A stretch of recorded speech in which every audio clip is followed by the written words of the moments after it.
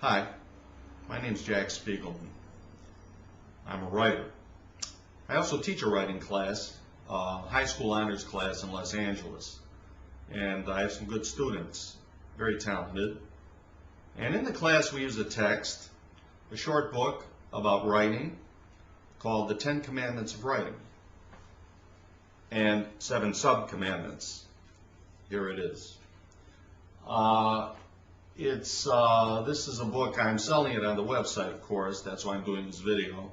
So after you watch the video, you can read the rest of the copy on the page and learn more about the book, more about myself. And if you want to buy it, it's very simple. Just click on the button, and everything goes through PayPal, and you can download the book. I'll give you some examples from the book, okay? Here are some of the commandments of writing. I'll start with commandment number 1. Thou shalt please the reader.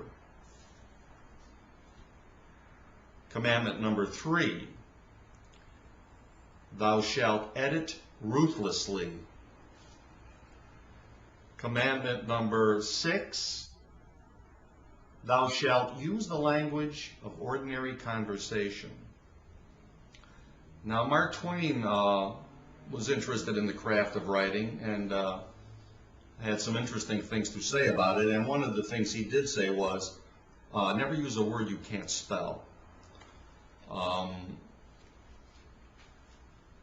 think that's good advice. Here's sub-commandment number 5. Thou shalt be specific. In writing, you have to say exactly what you mean. It's not enough to come close.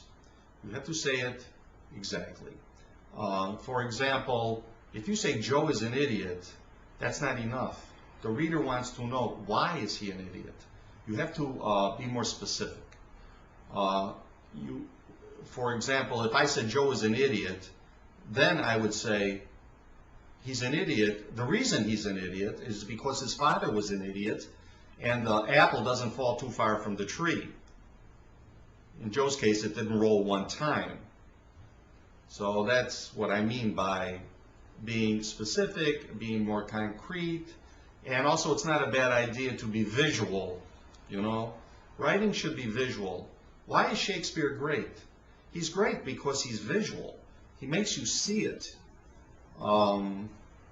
So, what is my philosophy of writing? I have a philosophy of writing, and it begins with the sentence. Good writing begins with the sentence.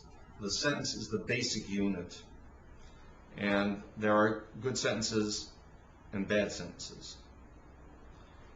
What is a good sentence?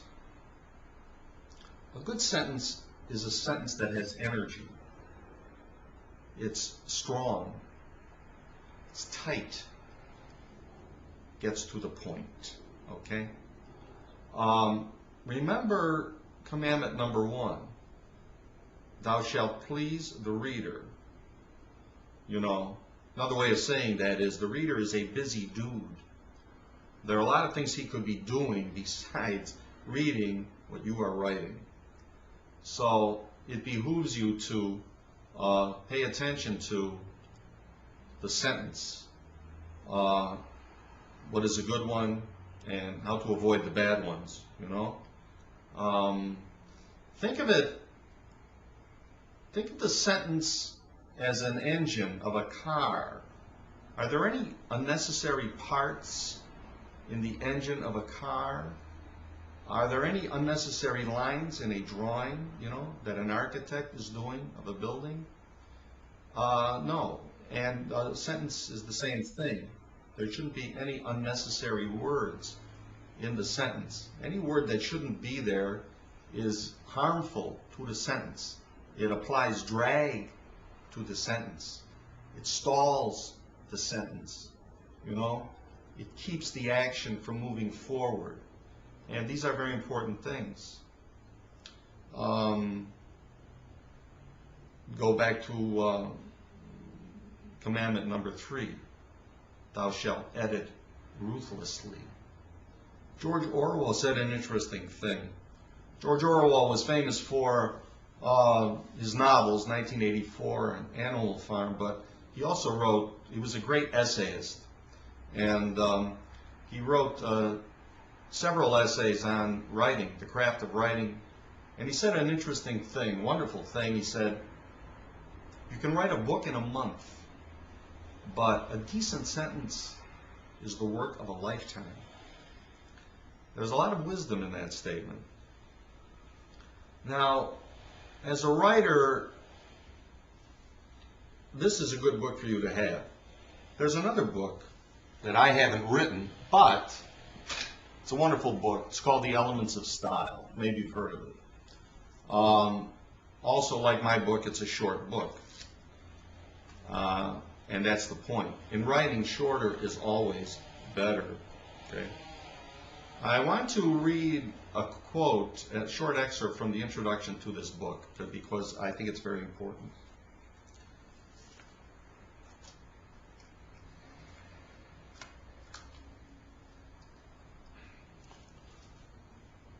All through The Elements of Style, one finds evidence of William Strunk's deep sympathy for the reader.